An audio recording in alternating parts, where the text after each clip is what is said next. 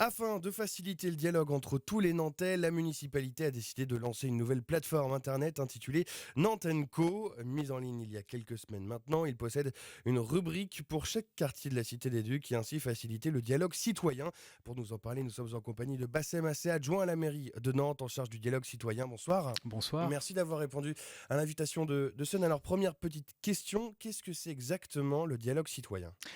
Alors, le dialogue citoyen, c'est le fait que lorsque une décision doit être prise au niveau de la ville, et ça pourrait être la même chose sur d'autres échelons, en tout cas au niveau de la ville, lorsqu'une décision doit être prise, elle doit être prise en ayant à la fois en vue les aspects techniques de la décision, mais aussi les aspects citoyens, les aspects civiques, les aspects utilisation de l'équipement que l'on décide de mettre en place, par exemple, ou du service que l'on décide de mettre en place. Et donc le dialogue citoyen, c'est la capacité des élus, des services techniques de la mairie et des habitants de dialoguer entre eux avant qu'une décision soit prise pour lancer un projet, mettre en place une nouvelle structure, un nouvel équipement, un nouveau service. Alors du coup, en quoi consiste ce nouveau site internet Nantes Co? Eh bien, en fait, l'objectif de ce site internet, donc l'adresse, je la rappelle pour que vos auditeurs puissent accéder au site www.nanteco.fr, donc nanteco tout attaché.fr. L'objectif de ce site Nantes Co, c'est simplement de permettre que ce dialogue, comme je disais tout à l'heure, entre l'élu, l'habitant et les services techniques puisse se faire non seulement dans des réunions présentielles, donc dans des réunions dans une salle où on peut discuter, échanger classiquement, que cet échange, que ce dialogue puisse aussi se faire dans un mode numérique, du coup en faisant abstraction du lieu et du temps. Ça, c'est pour moi extrêmement important puisque c'est vraiment l'avantage que le numérique apporte. Vous pouvez contribuer à l'échange et au dialogue à n'importe quelle heure, depuis n'importe où, que vous soyez ici ou vous soyez en déplacement professionnel, par exemple à Paris, eh bien vous pouvez quand même contribuer au dialogue au travers de ce site. Par contre, clairement, on ne mise pas tout sur le numérique. On n'est pas non plus dans cette lubie-là, si je puis me permettre. On sait pertinemment que le dialogue se fait en présentiel, en face à face, quand on est les uns en face des autres, de manière argumentée et contre-argumentée, en direct et en live, dans une salle de réunion. Mais le numérique est une dimension qu'on peut pas rater, en fait. Alors au niveau du squelette du site internet, qu'est-ce qu'il contient? Quelles sont les différentes rubriques? Eh Comment bien, ça... en fait, la seule contrainte qu'on a mise, qu'on s'est mise tous ensemble lorsqu'on a travaillé ensemble pour concevoir le site, c'est-à-dire, quand je dis tous ensemble, c'est les élus, les services, mais aussi des habitants qu'on a demandé, une trentaine d'habitants, qui, pour certains, étaient des experts de la chose, pour d'autres, étaient complètement novices dans le numérique. Eh bien, en fait, on s'est fixé comme seule et unique contrainte le fait que la contribution à un débat soit aussi simple que j'écris un mail et j'envoie un mail. Il fallait que ça soit aussi simple que ça, de manière à ce que tout le monde puisse y accéder et qu'il n'y ait pas une barrière d'expertise technique à l'entrée de l'utilisation du site. Et donc sur ce site, on va avoir une première zone dans laquelle on va pouvoir annoncer l'actualité des projets d'un quartier. Donc ça, c'est la collectivité qui informe les habitants. Voilà, on a travaillé ensemble sur tel et tel sujet, voilà où en est tel sujet, et voilà où en est le deuxième. On a avancé, on n'a pas avancé, on est bloqué, on a besoin de votre aide pour telle chose. Donc ça, c'est la partie actualité. La deuxième partie, c'est les concertations, c'est-à-dire les sujets qui émergent dans nos rencontres, dans nos réunions, et qu'on décide, nous, d'ouvrir vraiment à la concertation. Donc ce sont des sujets que nous, en tant que collectivité, on crée, parce que les habitants nous ont demandé de le faire de manière assez explicite. Et donc, sujet que l'on crée et que l'on met à disposition des habitants pour que les habitants puissent contribuer sur ces sujets précis. Sujets d'intérêt général, bien évidemment. Et puis, troisième zone, là, c'est pas nous qui créons les sujets, c'est les habitants qui créent les sujets, n'importe qui crée n'importe quel autre sujet. Typiquement, ce sont les forums qui existent sur Internet depuis 20 ans, peut-être pas 20 ans, 15-20 ans, et que l'on met à disposition de tout un chacun, de manière tout à fait libre. Donc, trois zones. Et alors de quelle manière est-ce qu'on s'en sert? Est-ce qu'il faut s'inscrire ou pas? Alors, il faut s'inscrire. Alors, en fait, pour lire le contenu du site, l'actualité, les contributions des habitants à des concertations, la partie forum également, pour lire ce qu'il y a sur le site, il n'y a pas besoin de s'inscrire. N'importe qui peut lire tout ce qui est écrit dessus, en toute transparence. Pour pouvoir contribuer, donc pour pouvoir laisser son message, pour pouvoir laisser sa contribution au débat, là, il faut s'être inscrit. Mais par contre, l'inscription, on a essayé de la rendre la plus simple possible. Il suffit juste de laisser une adresse mail, c'est tout. Ça vous donne le droit de créer, d'avoir un identifiant, un mot de passe. Avec cet identifiant et ce mot de passe, sans aucune autre vérification, vous donne accès à la possibilité de contribuer à un forum ou contribuer à une concertation. Alors, l'objectif, en fait, compte, c'est de redonner les clés des quartiers aux habitants, qu'ils participent, qu'ils soient en adéquation avec la mairie, par exemple. Alors, on n'est pas dans une logique démagogique où on Hmm. dit c'est les habitants qui vont prendre les décisions. C'est pas comme ça. Lorsqu'une décision est prise, l'élu est responsable de la décision qui est prise.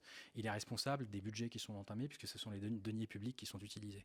Donc l'élu est toujours responsable, mais par contre, tout comme il écoute ce que les experts techniques ont à lui dire, il écoute aussi les experts d'usage, c'est-à-dire les usagers, les citoyens qui vont utiliser ce qui sera mis en place. Et comme à la fois de les faire contribuer à ces échanges et aussi de les informer de là où c'en est. Puisque souvent, ce qu'on nous reproche, c'est une sorte d'effet tunnel ou ce que les politiques, en général, ce qu'on leur reproche, c'est le fait que les décisions mettent du temps à être prises, etc. Nous, notre objectif de transparence, c'est aussi de dire voilà où en est le sujet qu'on a discuté le mois dernier. Voilà. Alors justement, pourquoi c'est encore plus important aujourd'hui de créer un dialogue citoyen? En fait, moi, ça me fait toujours bizarre cette idée du dialogue citoyen comme quelque chose de révolutionnaire, etc. Dans le monde de l'entreprise, quand vous lancez un projet, alors ça va pas plaire à certains de mes collègues, mais dans le monde de l'entreprise, lorsqu'on lance un projet et évidemment, on ouvre l'oreille pour savoir ce que l'utilisateur du futur projet a à dire. Et en politique, ça ne se faisait pas beaucoup. Johanna Rolland a axé toute sa campagne en 2013 sur ce sujet-là. Et dès qu'elle est arrivée à la mairie de Nantes en tant que maire de Nantes, donc elle a mis en place tous les mécanismes qui vont bien pour pouvoir mettre en place le dialogue citoyen, pour que petit à petit, tous les projets nouveaux qui se lancent en prenant en compte l'avis de ceux qui vont être les premiers usagers du fruit des projets. Alors, est-ce que vous avez trouvé l'inspiration de recréer du lien comme ça dans chaque quartier de Nantes via cette plateforme?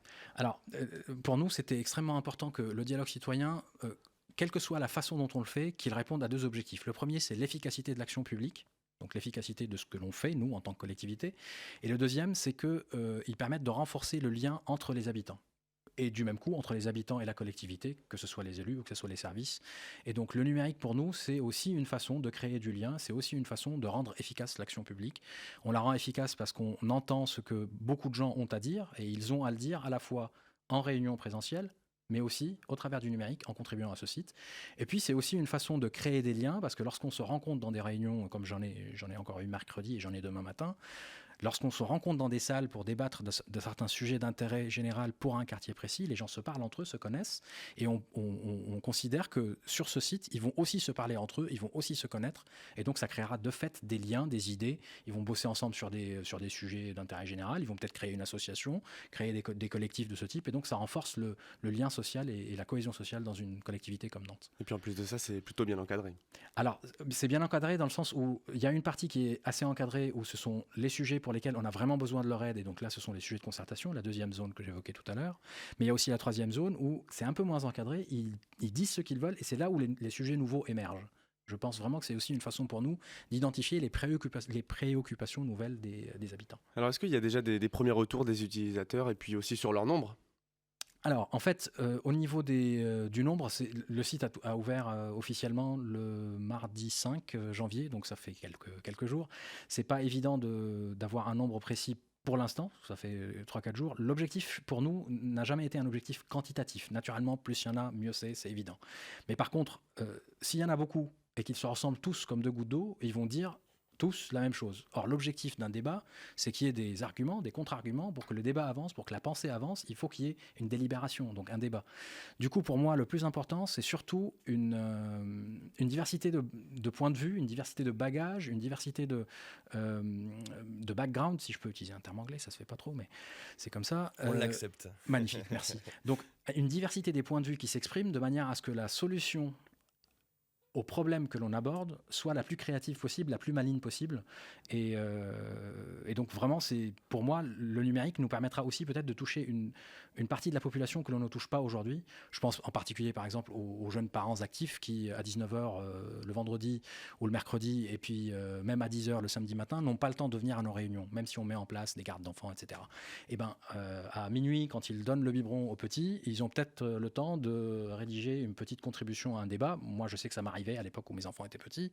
À minuit, j'ai pas envie de dormir, je contribue à un débat. Ça peut arriver. C'est aussi une façon de toucher cette population-là et donc de diversifier les points de vue qui s'expriment dans les débats du dialogue citoyen. Alors, Nantes & Co a été présenté en avant-première aux citoyens lors des différentes rencontres de quartier qui se sont déroulées fin d'année 2015. Est-ce que vous pouvez nous en dire 2 mots sur ces rencontres? Tout à fait. Donc les rencontres de quartier, comme je disais tout à l'heure, le numérique c'est important, mais il n'y a pas que le numérique et on ne mise pas tout sur le numérique. Les rencontres de quartier, c'est justement l'autre facette, la facette classique, qui est probablement aujourd'hui la mieux rodée, la plus dynamique. C'est le dialogue citoyen au niveau de chacun des quartiers. C'est-à-dire que chaque quartier a un certain nombre de... Donc les habitants ont des préoccupations qui sont spécifiques à leur quartier, et il y a des réponses à apporter au niveau du quartier. Et bien en fait, ces rencontres de quartier, c'est 2 fois par an, une fois au printemps, une fois à l'automne. Donc là, on est en train de finir celle de l'automne-hiver. Et ces rencontres de quartier, selon les quartiers, abordent des sujets différents. Vous avez un endroit où on va traiter du zéro déchet, un autre endroit où on va traiter plutôt de comment créer de la cohésion sociale, etc. etc. Et actuellement, nos rencontres de quartier sont en train de se terminer, et puis on aura la suite, les séances, donc au printemps prochain. Alors, est-ce que le site Nantes & Co peut être amené à évoluer à l'avenir avec, par exemple, de nouvelles fonctionnalités Il est conçu pour être évolué, pour être améliorées? amélioré, pardon, oui.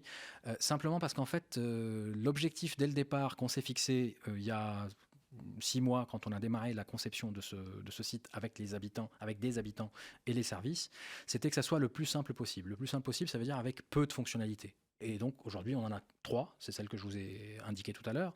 Et l'objectif, c'est que ça puisse évoluer en fonction des besoins nouveaux. Et on n'a pas voulu imaginer les besoins avant que les besoins ne s'expriment. Donc on a fait quelque chose de simple, les gens l'utilisent, sur la base de ce qu'ils utilisent, ils vont nous dire on aimerait rajouter ça, on aimerait modifier ça, on va supprimer ça parce que c'est pas utile.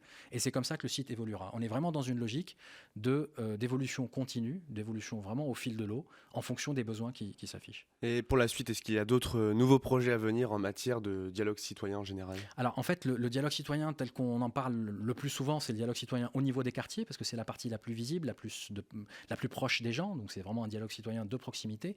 Mais on a également le reste des projets et des chantiers couvrent la collectivité, que démarre la mairie, sont aussi pris en compte dans une logique de dialogue citoyen. C'est-à-dire qu'il ne vous a pas échappé le débat sur la Loire l'année dernière, qui vient de se terminer, puisqu'on a voté un certain nombre de décisions qui vont donc pouvoir maintenant désormais démarrer. Eh bien, en fait, petit à petit, les décisions que l'on prend seront éclairées systématiquement par l'avis des habitants. Ça ne veut pas dire qu'on fait de la démagogie, qu'on prend en compte systématiquement tout ce qu'ils disent, parce que parfois il y a des choses qui ne sont pas faisables techniquement, financièrement, etc. Parfois il n'y a pas consensus non plus. Donc le politique est là aussi pour faire les choix et prendre les décisions et assumer les décisions après coup.